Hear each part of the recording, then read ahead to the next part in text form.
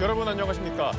어제 외신을 통해 전해졌던 북미 정상회담 가능성이 이번에는 트럼프 대통령의 입으로 직접 확인됐습니다. 트럼프 대통령이 올해 안에 김정은 북한 국무위원장을 만날 거라고 공식화했습니다. 또 북한이 57개의 핵무기를 갖고 있다고 구체적인 수치까지 공개했습니다. 하지만 이번 대화의 목표가 비핵화냐는 질문에는 말하고 싶지 않다며 답을 피했습니다. 첫 소식 워싱턴에서 이한석 특파원입니다. 올해 안에 김정은 위원장과 만날 것으로 보느냐는 질문에 트럼프 대통령은 망설임 없이 답했습니다. 이어 북한의 핵무기 보유량을 구체적으로 언급했습니다. He has 57 very powerful nuclear weapons. Should have never allowed it to happen. They should have never allowed it. If I were president, I wouldn't have allowed it. But he's got them. 바이든 정부의 잘못으로 이미 북한이 핵무기를 가지게 됐지만 자신은 김정은 위원장과 잘 지내고 있어서 문제가 없다는 논리를 폈습니다. You can't let Iran have a nuclear weapon. And I know Kim Jong-un very well, and he's going to be fine. As long as we have a smart president, he's going to be fine. 전쟁까지 불사하며 원천 봉쇄에 나섰던 이란과 달리 이미 핵을 보유한 북한은 현실적인 위협을 인정하고 자신이 잘 관리하겠다는 취지로 해석됩니다. 지난 2018년과 2019년 회담에서 실패했는데 여전히 북한 비핵화가 김 위원장과 대화하려는 목표냐는 질문에는 답하고 싶지 않다고 말했습니다. Well, I don't want to talk about that, but I do have a good relationship with Kim Jong-un. As you know, you've seen. 북한이 비핵화 포기를 전제 조건으로 내세우는 상황에서 대화 재개를 위한 줄다리기가 시작됐다는 해석이 나옵니다. 워싱턴에서 SBS 이한석입니다.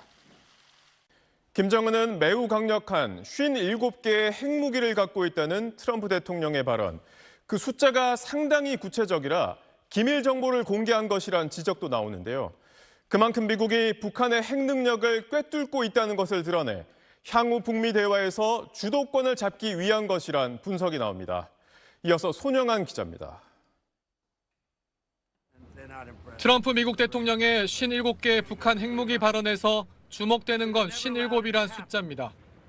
미국 대통령의 입에서 끝자리 수까지 공개된 만큼 정보의 정확성이 높을 거란 분석이 우선 나옵니다.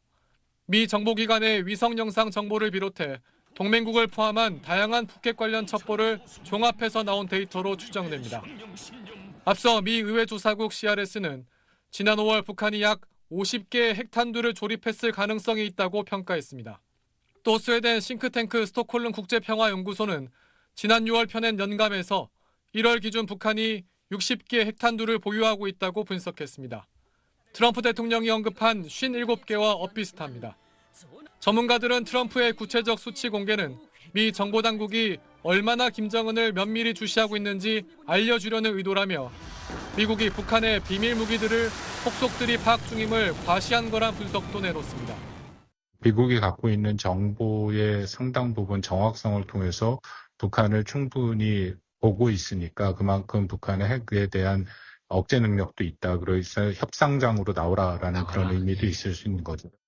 오늘 국회에 출석한 안규백 국방장관은 우리 정부가 북한 핵무기를 몇 개로 파악 중인지 묻는 질문에 이렇게 답했다가 보통은 80에서 120개 정도로 보고 있는데요. 정확한 수치를 말씀드리는 건 상당히 제한적입니다. 주 정부가 아닌 민간 연구기관의 평가 내용이라고 답변을 수정했습니다. 한 국내 북핵 전문가는 트럼프 대통령이 호르무즈 파병 문제에 대한 불만 등을 언급하는 맥락도 짚어봐야 한다며 북핵 이슈를 고리로 한국 정부의 불만도 애둘러 드러내고 있다고 평가했습니다. SBS 손형환입니다. 앞서 보신 트럼프 대통령의 발언은 북한을 대화로 이끌어내기 위한 협상 전략의 문제만은 아닙니다. 핵무기 수를 공개적으로 언급하는 그 자체가 핵 보유를 인정하는 것으로 읽힙니다. 북한의 비핵화가 목표라는 미국 정부의 공식 입장은 여전하지만 트럼프는 북한의 핵 보유 현실을 인정하고 관리하는 쪽으로 기울고 있다는 분석입니다. 보도에 김민표 기자입니다. 트럼프 대통령은 2기 집권 첫날부터 여러 차례 북한을 핵 보유국으로 불러왔습니다. He is a nuclear power, but we get along. I think he'll be happy to see him coming back.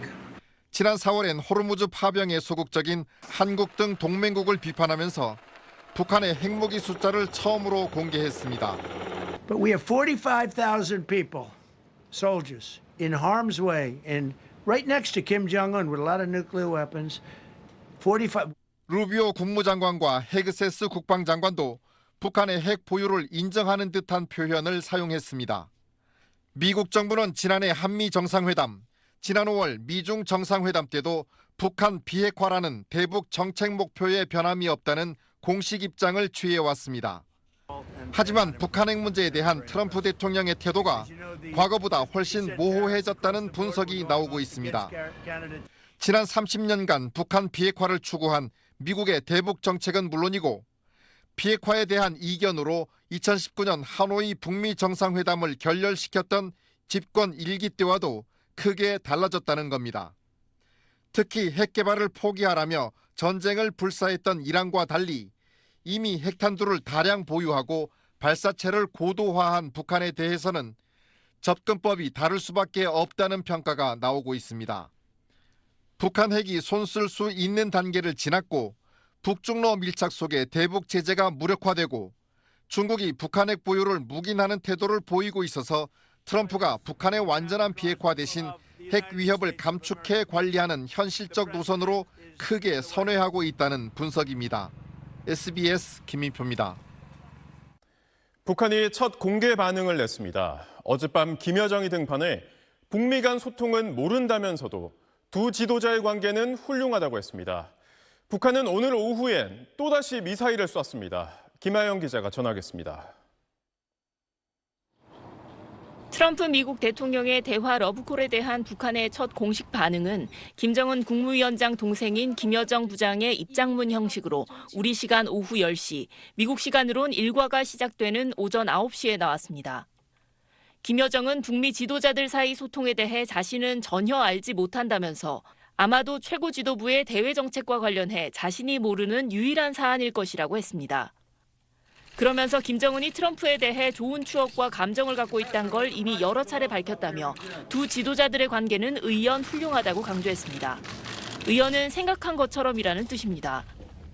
김정은의 입으로도 불리는 김여정이 대미 정책을 총괄해온 점을 고려하면 북미 소통은 에둘러 부인하되 상황이 진전될 여지는 남겨둔 걸로 풀이됩니다. 양 정상 사이에 직접 소통으로 오해될 수 있으니까 그 구인은 하되 있을 수도 있다는 것을 시사하면서 트럼프의 체면을 세워준 걸로 봐야죠. 김여정은 한미 연합훈련 축소는 깎아내렸습니다. 평가할 가치가 없다, 전혀 흥미를 느끼지 않는다며 규모나 날짜가 줄어든다고 본질이 달라지는 건 아니란 겁니다. 전면 중단하란 기존 요구를 유지하며 축소 카드만으로 자신들을 대화로 끌어낼 수 없을 거라고 튕긴 셈입니다. 북한은 오늘 오후 5시쯤엔 평양 일대에서 동해상으로 단거리 탄도미사일 10여 발을 쐈습니다. 8일 만에 탄도미사일 발사로 내일까지 진행되는 한미 연합훈련에 대한 무력 시위 차원으로도 해석됩니다. SBS 김하영입니다. 이재명 대통령은 한미 연합연습 축소를 지시한 트럼프 대통령에게 결단에 경의를 표한다고 밝혔습니다. 또 트럼프의 페이스메이커 역할에 최선을 다하겠다며 북미 대화 재개에 대한 기대를 드러냈습니다. 오늘 이 대통령을 만난 왕이 중국 외교부장은 미국의 대북 정책에 변화가 필요하다고 거듭 강조했습니다. 김혜영 기자의 보도입니다. 이재명 대통령이 어젯밤 SNS에 올린 글입니다. 한미 연합훈련을 축소해서라도 한반도 평화를 위한 여건을 만들려는 트럼프 미국 대통령의 의지와 노력에 공감한다며 그 결단에 경의를 표한다고 썼습니다. 이어 트럼프 대통령의 결단이 북미 간 신뢰 구축과 대화 재개를 거쳐 한반도의 안정적 평화체제 구축으로 이어지길 기대한다면서 이 대통령 자신은 트럼프 대통령의 피스메이커 활동을 촉진하는 페이스메이커 역할에 최선을 다할 것이라고 강조했습니다. 이 대통령은 오늘 청와대에서 방한한 왕이 중국 외교부장을 만났습니다.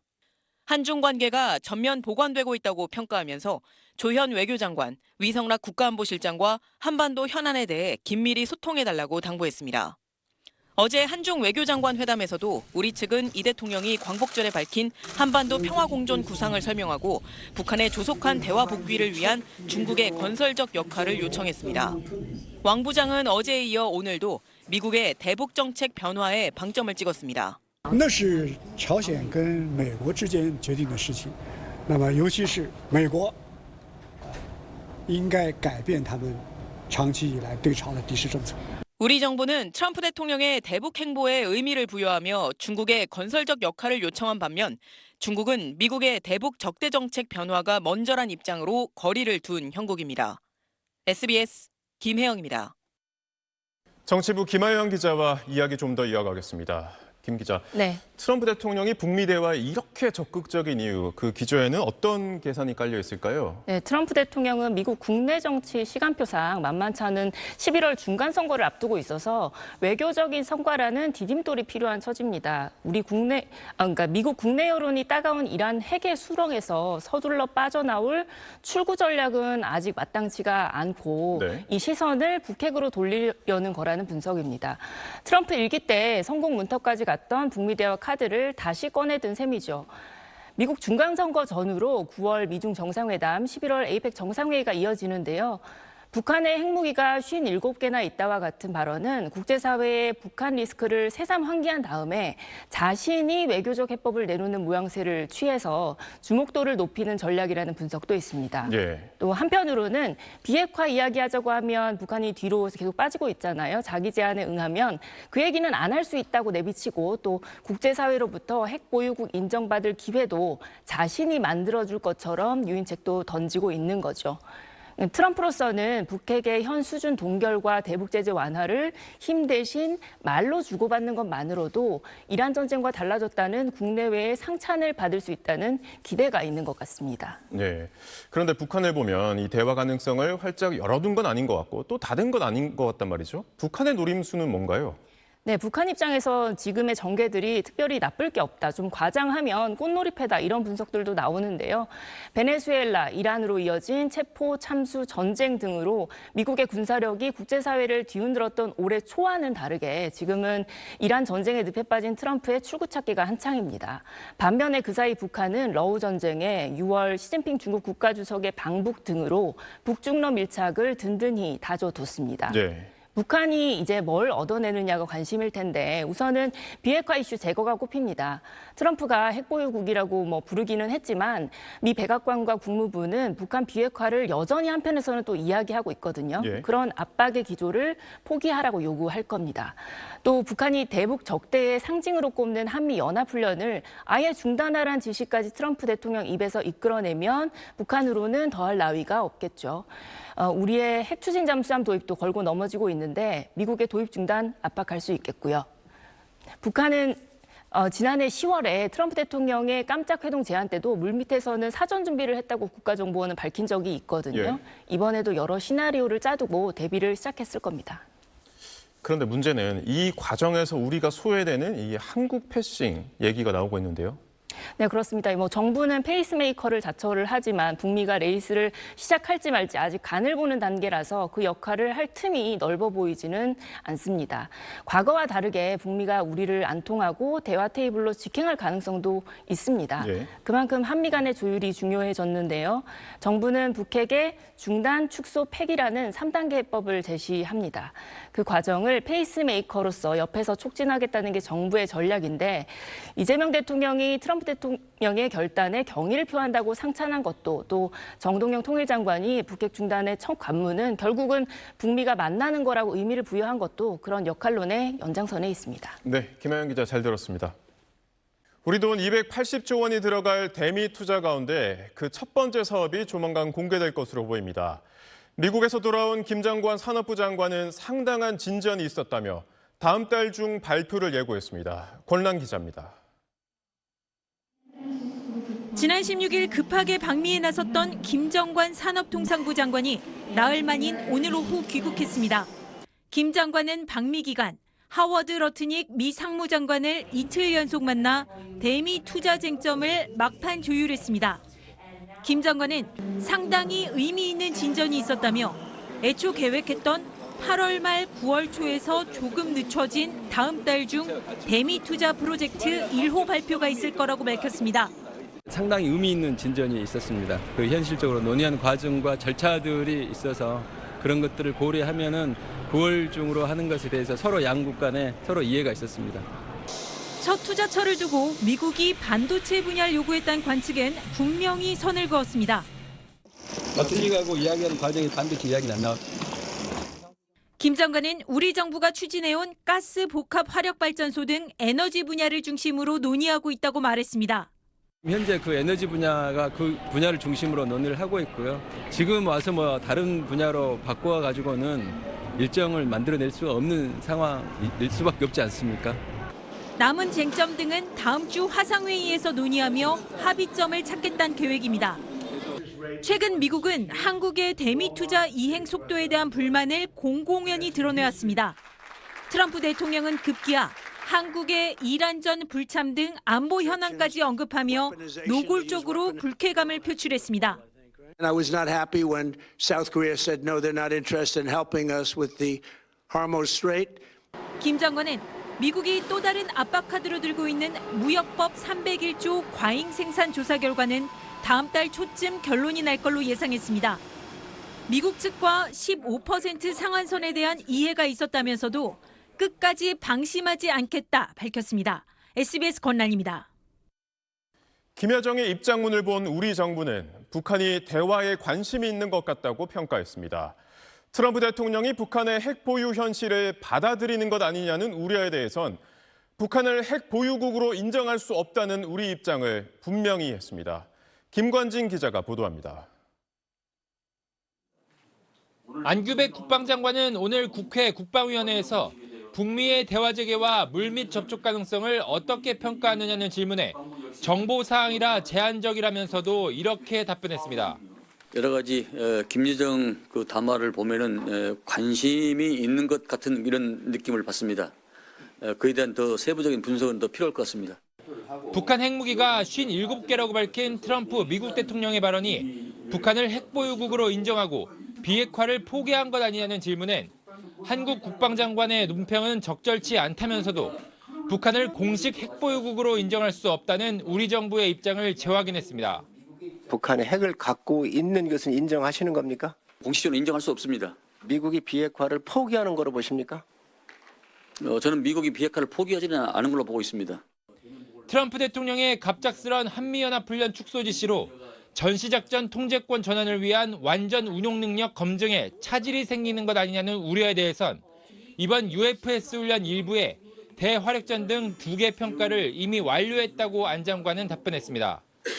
북한이 군사분계선 일대에서 진행 중인 이른바 국경선화 공사에 대해 국방부는 2028년쯤 완료가 예상된다고 밝혔습니다. 250km 중에 불모지는 약 90% 정도가 완성이 됐다고 보고 지뢰지대하고 철조망은 30에서 60%로 저희들이 평가하고 있습니다. 군은 북한이 전술 핵탄두 탑재가 가능하다고 주장하는 신형 600mm 초대형 방사포와 전술 미사일 등이 휴전선 인근 전방에 배치됐다고 전하기도 했습니다. SBS 김관진입니다. 어제 장 마감 후 들려온 SK하이닉스의 40조 원 자사주 매입 소식에 오늘 우리 증시가 크게 환호했습니다. 역대 최대 규모의 주주 환원을 예고한 삼성전자까지 동반 상승하면서 코스피 급반등을 이끌었습니다. 민경호 기자입니다. SK하이닉스 주가가 오늘 12.7% 폭등 마감했습니다. 어제 장 마감 뒤 발표된 대규모 자사주 매입 공시가 결정적이었습니다. 시장에선 그동안 SK하이닉스의 올해 주주 환원 규모를 40조 원에서 60조 원 정도, 이 가운데 절반인 20조 원에서 30조 원 정도를 자사주 매입에 쓸 걸로 예상했습니다. 그런데 40조 원이란 발표가 나오면서 전체 주주 환원 규모도 더 커질 거란 기대에 주가가 큰 폭으로 뛴 겁니다. 삼성전자도 이르면 이달 중 100조 원대의 주주 환원 정책을 확정할 거란 기대감에 9.49% 급등했습니다. 시장은 과거 두 기업의 주주 환원 규모를 근거로 추가 상승에 대한 기대감을 키우고 있습니다. 주가가 7만 원 수준일 때 10조 원 정도를 주주 환원했었던 삼성전자, 주가가 10만 원 안팎일 때 약 1조 원을 주주 환원했었던 SK하이닉스. 이들의 주주 환원 규모가 100조 원, 60조 원으로 커진다면 주가 역시 그 정도 비율로 오를 수 있는 것 아니냐는 겁니다. 게다가 아무리 반도체가 부침을 겪는 업종이라 해도 최소 내후년 정도까지 영업이익은 이미 충분히 확보된 상황이란 게 시장의 공통된 예상입니다. 따라서 대규모 주주 환원이 일시적인 선물로 끝나는 게 아니라 계속 유지될 수 있다는 인식도 향후 흐름에 긍정적이란 평가입니다. 실적이 안 좋은데 배당만 많이 준다고 해서 투자자들은 사지를 않거든요. 그 두 가지의 투자 메리트를 동시에 충족한다는 게 큰 의미가 있습니다. 미국 정부가 기존에 발행한 채권을 다시 사들이는 이른바 바이백 규모를 늘리겠다고 발표하면서 채권 금리가 내려온 것도 호재로 작용하며 오늘 코스피는 5.8% 오른 6,852로 마감했습니다. SBS 민경호입니다. 반도체 신규 투자와 인공지능 데이터 센터 등 3대 메가 프로젝트가 장기 전력 수요 지도를 바꿔놓았습니다. 대형 원전 19기를 더 지어야 감당할 수 있는 규모인 만큼 신규 원전 건설 논의가 불가피해 보입니다. 장선희 기자가 보도합니다. 경기 파주의 AI 데이터 센터 공사 현장입니다. 5개 동을 합친 연면적이 축구장 21배에 달합니다. AI 열풍에 데이터 센터 수요는 급증하고 있습니다. 내년 6월 준공 예정인 1동인 경우 이미 판매가 완료되었습니다. 2028년까지 2동, 3동을 추가로 구축할 예정입니다. 문제는 전력입니다.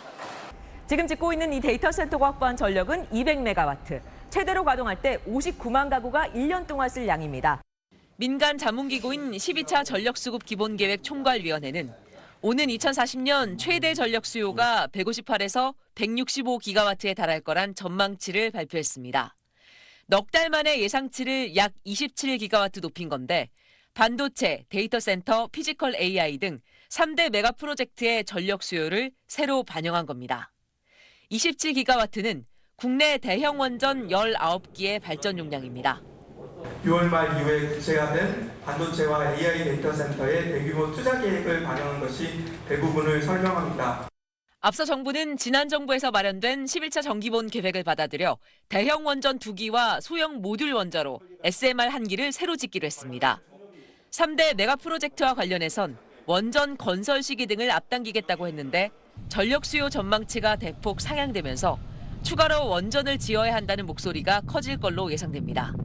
재생에너지에만 전적으로 의존하는 것은 바람직하지 않고 신규 원전도 넣고 다양한 전원의 믹스를 만들어야 27기가와트의 전기를 안정적으로 공급할 수 있을 거라고 봅니다. 정부는 올해 안에 전력 공급 계획을 확정한다는 방침입니다. SBS 장선입니다. 용산공원 주택 공급 문제를 놓고 김윤덕 국토교통부 장관과 오세훈 서울시장이 만났습니다. 하지만 양측은 입장 차이만 확인했을 뿐 별다른 결론을 내리지 못했습니다. 다음 주 다시 만나 논의를 이어가기로 했는데 어떤 쟁점들을 놓고 대립하고 있는지 전영우 기자가 정리했습니다. 오늘 오전 김윤덕 국토교통부 장관과 오세훈 서울시장이 만났습니다.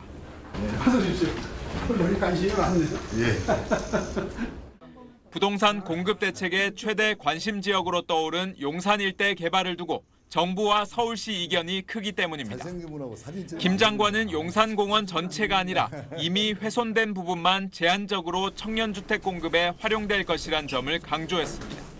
용산공원을 잘 지키는 것과 청년 실업부부 등에게 주택을 공급하는 게 양립이 불가능한 게 아니라 오 시장은 용산공원이 서울 녹지축의 주요 부분이기 때문에 일부라도 주거 용도로 개발하는 것은 동의할 수 없다고 일축했습니다. 그것을 동의하는 것은 서울시장으로서는 역사의 죄인으로 남는 그런 결과를 초래합니다. 결국 이견을 좁히지 못한 용산공원을 좀 더 자세히 들여다보겠습니다. 용산공원 내부에 있는 어린이 정원을 포함해 옛 방위사업청 부지와 군인 아파트, 장교 숙소 등 이미 건축물이 있는 땅은 개발할 수 있는 것 아니냐는 게 정부 입장입니다. 하지만 서울시는 이들 지역도 공원 본체 부지라며 전체를 서울숲처럼 국가정원으로 만들어 나가야 한다는 입장입니다.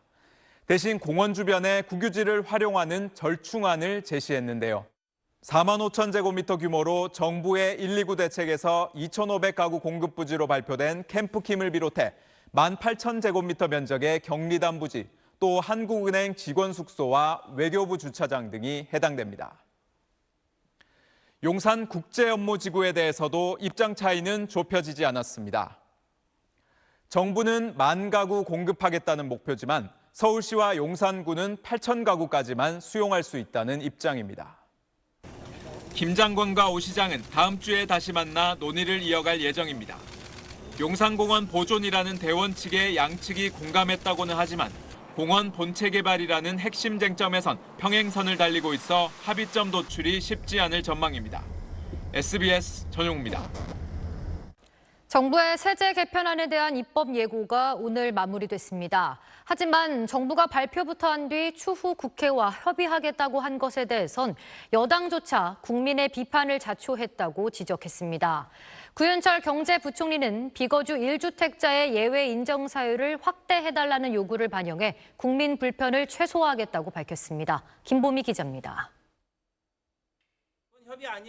상임위원회 운영 갈등으로 국민의힘은 불참한 가운데 오늘 열린 국회 재정경제기획위원회 전체 회의. 정부가 세제 개편안 발표부터 하고 뒤늦게 보완하겠다고 나선 건 문제란 지적이 여당에서도 나왔습니다.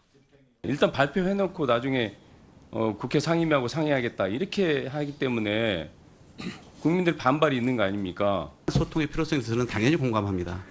야당 의원은 비거주 1주택자 세부담의 강화가 전월세 가격 상승을 부른다고 비판했고 실거주자들이 들어가려고 할 테니까 전세 물량이 씨가 마를 것이고 이거 예측 못하고 정책하면 다 짐 싸야죠. 다주택자가 세부담을 덜기 위해 지방주택부터 처분하려고 한다면서 서울 강남에 집값 잡으려다 지방에 불똥이 튀는 꼴이란 주장도 제기됐습니다. 지방집을 다 던집니다. 유지가 경북이에요. 빈대 잡으려다가 초과 상권 다 태우는 게 아닌가. 비거주 1주택자 규제와 관련해 구윤철 경제부총리는 비거주 예외 인정 사유를 더 확대해달라 요구가 많다며 일부 수용할 방침이라고 밝혔습니다. 집행 과정에서 진짜 불가피하게 비거주할 수 있는 사유가 된다면 국민들 불편함이 없도록 하겠다는 말. 세제 개편안 입법 예고가 오늘로 마무리된 가운데 정부와 여당은 오는 23일 고위 당정 협의를 통해서 추가 조율에 나섭니다. SBS 김보미입니다. 정부가 세제 개편과 공급 확대 등 부동산 대책을 잇따라 내놓은 가운데 서울 부동산 시장에서 가격대별 온도차가 뚜렷해지고 있습니다. 상대적으로 가격 부담이 낮은 중저가 아파트는 신고가를 이어가는 반면 고가 주택이 많은 강남권은 하락하면서 거래도 뜸한 모습입니다. 이성훈 기자의 보도입니다. 서울 성북구의 한 아파트 단지입니다. 지난 11일 전용 면적 59제곱미터가 15억 9천만 원에 거래되며 신고가를 기록했습니다. 상대적으로 가격 부담이 낮고 대출 규제를 덜 받는 중소형 아파트에 수요가 몰리고 있는 겁니다. 집을 보러 오시는 분들은 대부분 신혼부부 아니면 30대 친구들이 많고요. 일단 너무 고가는 살 수가 없으니까 외부 지역에서 오시는 분들이 많이 신고가 찍으면서 매수를 계속 이어나가고 있는 겁니다. 성북구 아파트 값은 이번 주 0.45% 올라 서울에서 가장 높은 상승률을 기록했습니다. 중랑구와 서대문구, 강북구 역시 0.4%대 오르는 등 중저가 지역의 상승세가 두드러졌고 서울 전체 아파트 값도 0.22% 올라 상승세를 이어갔습니다. 하지만 고가 아파트가 몰린 강남권은 매수 문의가 크게 줄면서 거래 자체가 쉽지 않은 분위기입니다. 서초구 아파트 값은 0.09% 하락해 낙폭을 키웠고 강남구도 0.05% 떨어졌는데 세제 개편안에 따른 고가주택의 세부담 등이 영향을 미친 걸로 풀이됩니다. 거래 자체가 잘 안 되는데 그래도 팔아야 될 사람은 팔아야 되지 않습니까? 이게 시간이 정해져 있고 그 시기를 놓치면 더 세금이 증가하기 때문에 팔려면 낮춰야죠. 전월세 시장이 불안하기 때문에 전세 수요가 매매 수요로 전환이 되면서 상대적으로 좀 저렴한 외곽 지역으로 수요가 이동이 됐고 강남권 같은 경우에는 초고가 아파트에 대한 이제 세금 부담이 커진 만큼 가격이 좀 하락을 했습니다. 8.13 공급 대책이 발표됐지만 실제 주택이 공급돼 입주하기까진 상당한 시간이 필요한 상황. 당분간 전월세 불안에 따른 중저가 수요와 고가 주택을 겨냥한 세제 개편안 여파가 맞물리면서 가격대별 흐름이 뚜렷하게 갈릴 전망입니다. SBS 이성훈입니다. 산사태 피해를 입은 경남 거제 아파트 주민들이 하나둘 집으로 돌아가고 있습니다만 복구 차질로 인한 불편이 이어지고 있습니다. 수도와 전기 또 가스 공급이 끊겨 제대로 된 생활을 하기 힘든 상황인데요. 여기에 외부 숙소 지원금 논란까지 더해져 주민들의 혼란이 커지고 있습니다. 김수윤 기자가 현장 취재했습니다. 주민 3명이 숨지거나 다친 경남 거제의 아파트. 산사태 발생 이후 대피소에서 생활 중인 주민들이 아파트에 잠시 들러 짐을 챙깁니다. 본격적인 안전점검이 진행되려면 이렇게 토사부터 치우는 작업이 먼저 진행돼야 되는데요. 이 작업이 언제까지 길어질지 모르는 상황이라 주민들은 이렇게 최소한의 짐만 대피소로 먼저 옮기고 있습니다. 언제 다시 집으로 돌아올 수 있을지는 기약하기 어렵습니다. 그것을 가져가야 되나? 상대적으로 피해가 적었던 다른 아파트 동의 경우 긴급 안전진단 결과가 양호하게 나와 일부 주민이 집으로 돌아왔는데 가스 사용이 안 되는 등 불편은 여전합니다. 서울은 참으려야죠. 가스만 일단 안 나오니까 혹시 비 오고 또 태풍 오면 또 어떻게 될까 이런 마음이 불안이 많이 들죠. 침수 피해를 입었던 또 다른 아파트 단지는 전기와 수도가 끊겼습니다.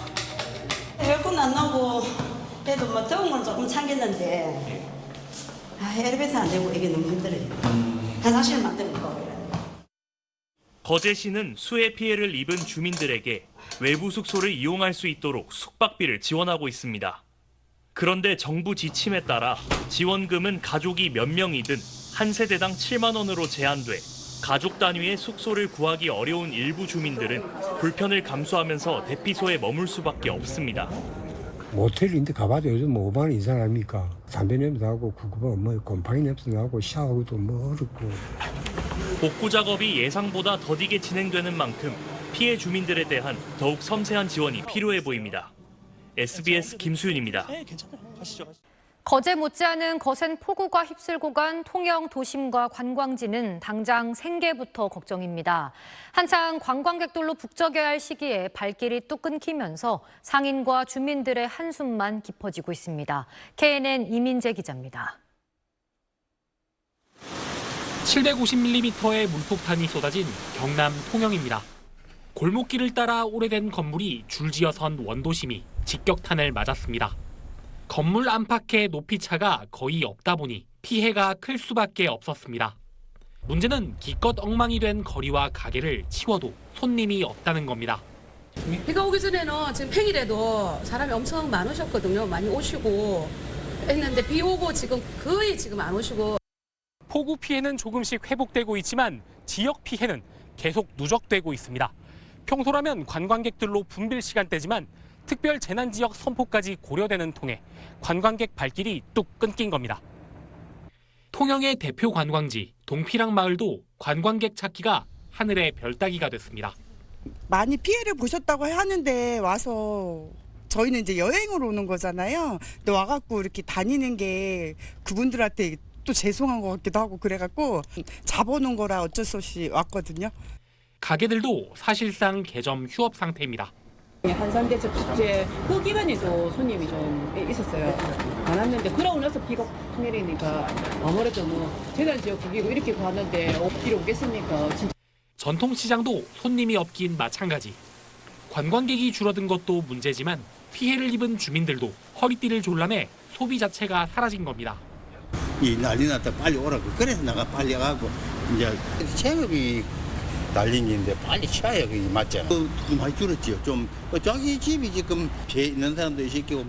극한호우의 재난 뒤에 관광이 곧 생계인 도시에 사람들의 발길이 끊기는 또 다른 재난이 덮칠까 우려가 큽니다. KNN 이민재입니다.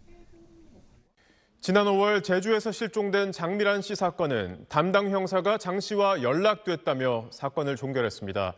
당시 통화한 기록은 없었습니다. 소중한 시간을 날려버린 경찰은 뒤늦게 수색에 나섰습니다. JIBS 정용기 기자입니다. 석 달 넘게 실종된 장미란 씨 수색과 수사에는 상당한 공백이 있었습니다. 지난 5월 15일 담당 형사가 사건을 종결하고 2차 실종 신고 때까지 무려 2달간 수색이나 생활 반응 확인이 없었습니다. 방범용 CCTV 상당수의 저장 기간이 30일 정도여서 행적 파악에도 한계가 뒤따르고 있는 데다 자영업자가 설치한 민간 CCTV 수사도 순탄치 않은 상황. 먼저 보긴 봤는데 뭘 봤나 모르겠어요. 2번 봤는데 3번인가? 아니 없으니 안 보이네. 장씨 공개 수색 이틀째 경찰 인력이 대거 집결했습니다. 수색 인원이 5배 늘어난 140여 명이 집중 수색에 나섰습니다. 장 씨의 마지막 행적이 나타난 곳은 크게 두 곳. 지난 5월 12일 밤 장 씨가 숙소를 빠져나온 곳과 나흘 뒤인 5월 16일 오전 휴대전화 기지국 신호가 마지막으로 잡힌 한리망을 중심으로 수색이 진행되고 있습니다. 인적이 드문 하천에 사람의 채취를 쫓는 채취 증거견까지 수색에 투입됐습니다. 경찰은 실종자가 머물던 숙소와 마지막 행적이 확인된 곳을 중심으로 대대적으로 수색을 확대하고 있습니다. 경찰 조사 결과 장 씨 휴대전화에도 담당 형사와의 통화 내역이 확인되지 않는 등 사건 처리에 허점이 드러나면서 파장이 커지고 있습니다. 가족들은 장 씨의 행적을 밝힐 작은 단서 하나라도 나오길 애타게 기다리고 있습니다. JIBS 정윤기입니다. 현직 경찰관이 개인 블로그에 올린 글과 사진 때문에 수사를 받게 됐습니다. 변사 사건을 희화화했고 경찰 비공개 자료를 적기도 했습니다. 배성재 기자가 단독 취재했습니다. 서울의 한 경찰서 소속인 A 경장의 포털 사이트 블로그입니다. 지난 2023년 7월 하늘문 열린 날이란 제목의 글에서 A 경장은 하늘나라에 사람이 부족한지 3 연속 변넷, 마지막은 썩변이라 마스크 2개 장착이라고 적고 실제로 마스크를 겹쳐 쓴 채 눈을 치켜뜬 본인 사진을 첨부했습니다. 변넷은 누군가 죽은 변사 사건을 일컫는 경찰 은어로 3번 연속 변사 사건을 처리했는데 부패가 심하게 진행된 현장에 출동했던 일을 기록한 걸로 보입니다. 뒤이어 역대급 냄새라 헛구역질을 했다거나 밥도 안 넘어갈 줄 알았는데 감자탕을 순식간에 먹었다는 등 변사 사건을 희화화한 듯한 내용도 적었습니다. 같은 달 서울 신림동에선 1명이 숨지고 3명이 다친 흉기 난동 사건이 발생했는데 A 경장은 석 달 뒤 수사 교육 후기란 제목으로 비공개 자료인 신림동 흉기 난동 피의자 면담 내용을 적고 서현역, 관악산 흉기 난동 피의자들이 자존감이 낮고 찌질한 게 똑같았다고 썼습니다. 또 야간 자원 근무 수당 등 경찰 업무 관련 내용을 공개하면서 고수익 단기 꿀알바라고 쓰기도 했습니다. 누구나 볼 수 있는 공개 블로그라 지난 6월 서울 남부지검엔 공무상 비밀 누설과 명예훼손 등 혐의로 A 경장에 대한 고발장이 접수됐습니다. 이후 블로그는 비공개 처리됐고 지난달 서울 금천경찰서가 사건을 넘겨받아 정식 수사에 착수한 걸로 SBS 취재 결과 확인됐습니다. 경찰은 조만간 A 경장을 불러 공개 블로그에 논란이 되는 글을 올린 경위와 실제 수사 교육 과정에서 취득한 정보가 포함됐는지 등을 조사할 예정입니다. A 경장 소속 경찰서는 수사 결과에 따라 감찰 절차도 진행한다는 방침입니다. 취재진은 입장을 듣기 위해 여러 차례 연락을 시도했지만 A 경장은 이에 응하지 않았습니다. SBS 배성재입니다. 방송인 양정원 씨 사건을 무마하는 대가로 금품과 유흥업소 접대를 받은 현직 경찰관이 구속 상태로 재판에 넘겨졌습니다. 다 잘 끝날 거라며 양 씨의 남편과 수차례 통화한 내용도 공개됐습니다. 보도에 제이원 기자입니다. 재작년 7월 방송인 양정원 씨는 자신이 광고 모델인 필라테스 학원 가맹점주들로부터 사기 등 혐의로 피소됐습니다. 이후 서울 강남경찰서에서 피의자 신분으로 조사를 받던 양 씨는 돌연 참고인 신분으로 전환됐고 같은 해 12월 혐의 없음으로 불송치 처분됐습니다. 검찰은 이 과정에서 양 씨 남편인 재벌 3세 이모 씨가 경찰청 소속 이모 경정을 통해 소개받은 강남경찰서 송모 경감이 부적절하게 개입한 것으로 판단했습니다. 당시 강남서 수사팀장이던 송 경감이 후배 경찰을 시켜 전산망에 피의자로 등록돼 있던 양 씨를 참고인으로 바꿔 수사선상에서 제외해줬다는 겁니다. 형님 전화 왔거든요. 마무리하겠다고 하네. 잘 됐네. 아이 그 양반이 고참이라 가지고 웬만하면 다 후배야 팀장들. 이후 이 씨로부터 명품 스카프와 유흥업소 접대 등 지속적인 향응을 받은 송 경감은 추가 고소 사건을 염려하는 이 씨에게 고소 취소를 유도할 테니 걱정하지 말라는 취지로 말하기도 했습니다. 다음 주에 끝날 거야. 잘 끝날 거야. 뭐가요? 아, 우리 와이프가요? 부인. 결과를 말해주는데 일단은 뭐 그것도 취소지. 감사합니다. 다다음 주에 식사 한번 하시죠. 검찰은 뇌물수수와 직권남용, 공무상 비밀 누설 협의로 송 경감을 구속 상태로 재판에 넘겼습니다. 이 씨는 지난 4월 주가 조작 사건에 연루돼 구속 상태로 재판을 받고 있고 이 씨와 송경감을 연결해주고 함께 접대를 받은 경찰청 소속 이경정도 알선 뇌물수수 등 혐의로 재판에 넘겨졌습니다. SBS 최희원입니다. 트럼프 미국 대통령은 돈이 많이 들어서 한미연합훈련을 축소한다고 여러 차례 말해왔습니다. 실제로 미국은 돈을 얼마나 쓰고 있을까요? 팩트체크 사실은 이경원 기자가 취재했습니다.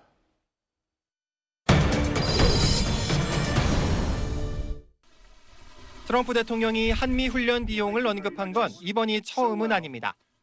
집권 1기 당시인 2019년 3월 하노이 북미 회담 직후였는데 훈련 한 번에 1억 달러, 1,400억 원 정도를 쓴다고 말했습니다. Well, the military exercises, I gave that up quite a while ago because it costs us $100 million every time we do it. 미 국방 예산서 보시면요. 미국에서 쓰는 한미 훈련비 동맹국 협력 강화 항목에 뭉뚱그려 있어서 훈련 하나하나를 따로떼 집계하기는 어렵습니다. 그래서 전문가들은 항공모함이나 폭격기 같은 전략 자산을 한국으로 보낼 때 드는 비용을 토대로 훈련비를 추산해 왔는데 2018년 한미 을지훈련이 취소됐을 때였습니다. 당시 미 국방부가 1,400만 달러를 절약했다고 발표하면서 구체적 수치가 처음 나왔습니다. 사실은 팀이 미 국방부가 그 이듬해 의회에 제출한 한미훈련 보고서를 추가로 찾았는데 쭉 보시면 훈련 한 번에 2천만 달러, 약 280억 원 정도 들어가는 걸로 쓰여 있습니다. 당시 미 국방 예산의 0.003%, 이란 전쟁 비용 추정치의 0.05% 수준입니다. 극히 미미했습니다. 최근 미 의회는 중국, 러시아 견제를 위해 한미연합 방위 시나리오가 중요해지고 있다고 보고서를 냈는데 미국 입장에서도 한미훈련을 비용 문제로만 평가할 수 없다는 의미로 읽힙니다. 이란 전쟁으로 궁지에 몰린 트럼프 대통령이 북미 회담으로 국면 전환을 위해 근거 없는 훈련비 얘기를 즉흥적으로 꺼냈다는 비판이 미국 내에서도 나왔습니다. SBS 이경원입니다. 국민의힘에선 비당권파 현역 의원 4명에 대한 윤리위의 징계안 의결 결과가 조금 전 발표됐습니다. 조경태 의원에게 가장 무거운 당원권 정지 2년 6개월이 내려졌습니다. 정윤식 기자입니다. 국민의힘 중앙윤리위원회는 비당권파인 조경태, 서범수, 권영진, 진종호 의원에 대한 징계안 심사 결과를 조금 전 발표했습니다. 조경태 의원에 대해선 가장 무거운 당원권 정지 2년 6개월의 중징계안이 결정됐습니다. 조 의원은 지난 5월 박덕흠 의원이 당내 경선으로 국민의힘 몫의 국회 부의장으로 결정된 데 반발해 민주당 의원들에게 박 의원을 국회 부의장에서 떨어뜨려 달라고 전화를 돌렸다는 이유로 윤리위에 제소됐습니다.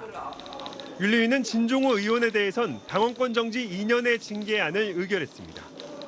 진 의원은 지난 6월 지방선거에서 무소속 한동훈 후보의 선거를 지원했다는 이유로 제소됐는데 부산 돌려차기 사건 피해자가 참석했던 국회 간담회에서 돌려차기 한번 해보라고 말한 서범수 의원에게 저는 발보다 손을 잘 쓴다고 답해 추가로 제소됐습니다. 서범수 의원의 경우 당원권 정지 10개월입니다. 윤리위는 상임위원회 배정에 항의하며 정점식 원내대표의 멱살을 잡은 권영진 의원에 대해선 당원권 정지 1년 6개월의 징계안을 의결했습니다. 당원권 정지 2년 이상의 징계안이 결정된 조경태, 진종호 의원은 징계가 확정되면 오는 2028년까지 당원권이 회복되지 않아 다음 총선에서 공천을 받을 수 없습니다. 비당권파 현역 의원 4명에 대한 이번 징계안 의결은 국민의힘 계파 갈등의 분수령이 될 전망입니다. 특히 5.18 민주화운동 왜곡 토론회 주체로 윤리위에 제소된 이진숙 의원에 대해선 당 지도부가 징계를 검토하지 않고 있다고 밝혀 장동혁 대표를 비판해온 비당권파 의원들만을 대상으로 한 이번 징계에 선택적 징계란 반발도 제기되고 있습니다. SBS 정윤식입니다. 대법관 서면 제청 문제로 정면 충돌한 여권과 사법부가 진실 공방을 벌이고 있습니다. 이번 사태는 표면적으론 제청권과 임명권의 관례에 대한 해석 차이에서 비롯됐지만 본질적으로는 향후 22명이나 되는 대법관들의 인사 주도권을 쥐기 위한 전초전이라는 분석입니다. 박재현 기자의 보도입니다. 여권은 조희대 대법원장이 노태학 전 대법관의 후임을 제청하는 과정에서 청와대와 사전 조율을 제대로 안 했고 서면 제출 당일에야 손봉기 후보자의 제청을 통보했다고 주장합니다. 당일날 손봉기라는 이름을 처음 이야기했다는 거 아닙니까?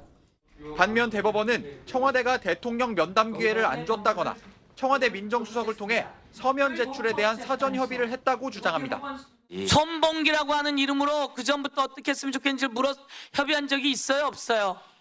네 분 모두에 대해서 어떻게 했으면 좋겠는지 계속 협의를 했습니다. 민주당은 대법원장 자진 사퇴를 요구하는 현수막을 전국에 내걸기 시작했고 대법관 임명 절차의 변경도 공언했습니다. 온 국민의 요구로 물러날 수 있도록 하는 충분한 설명을 하는 것도 저희의 의무라고 생각합니다. 대법관 임명 절차가 대법원장 한 사람의 자의적인 판단에 좌우되지 않도록 필요한 제도적 보완책도 면밀히 검토하도록. 전례 없는 갈등의 이면엔 연쇄적으로 예정된 대법관 인선의 주도권 다툼이 있다는 분석입니다. 올해 초 대법관 26명 증원법이 만들어지면서 이재명 대통령이 재임 기간 중 임명권을 행사하는 대법관은 차기 대법원장을 비롯해 22명에 달합니다. 조희대 대법원장은 내년 6월 퇴임 이전 노태학, 이응구, 천대엽 대법관의 후임 등 3명을 제청하고 차기 대법원장은 내후년부터 1년에 4명씩 3년 동안 증원되는 12명을 포함해서 대법관 18명의 제청권을 갖습니다. 때문에 향후 인선에서도 독립의 핵심인 제청권을 강조하려는 사법부와 민주적 정당성을 근거로 대통령의 임명권 행사를 앞세우는 청와대가 충돌하면서 법원의 제청, 국회의 동의, 대통령의 임명이란 3권 가운데 두 축의 갈등은 좀처럼 해소되기 어려울 전망입니다. SBS 박재현입니다. 주춤했던 전기차 시장이 모처럼 활기를 띠고 있습니다. 고유가 여파로 판매가 늘면서 신차 출시도 속도를 내는 모습인데요. 막강한 가성비를 앞세운 중국산 전기차가 매섭게 파고들고 있습니다. 박재현 기자입니다. 무대에 등장하는 거대한 실루엣. 현대자동차 제네시스의 첫 초대형 SUV GV90입니다. 내연 하이브리드 모델 없이 순수 전기차로 출시됐습니다. 국내 제조사 최초로 문이 마주보며 열리고 문만 열어도 시동이 걸리는 등 새로운 기술들이 적용됐습니다. AI power software and connectivity, industry-leading safety, all in one full-size flagship luxury SUV. 최근 현대차 그룹은 스타리아 일렉트릭, PV5 등 화물 전기차, 아이오닉3, EV2 같은 소형 전기차까지 잇따라 내놓으며 전기차 제품군을 넓히고 있습니다. 대중화를 앞두고 겪는 수요 정체 현상, 이른바 캐즘으로 한동안 부진했던 전기차 시장이 최근 살아나고 있기 때문입니다.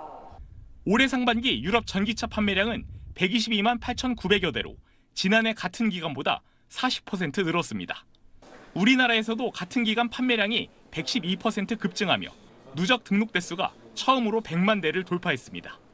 초고유가로 인해서 유가 부담이 되다 보니까 전기차에 대한 관심이 커졌고 차종에 있어서도 가성비 전기차뿐만이 아니라 프리미엄에 이르기까지 다양성이 커지면서 다만 시장이 커지는 만큼 가성비를 앞세운 중국 전기차의 돌풍이 거셉니다.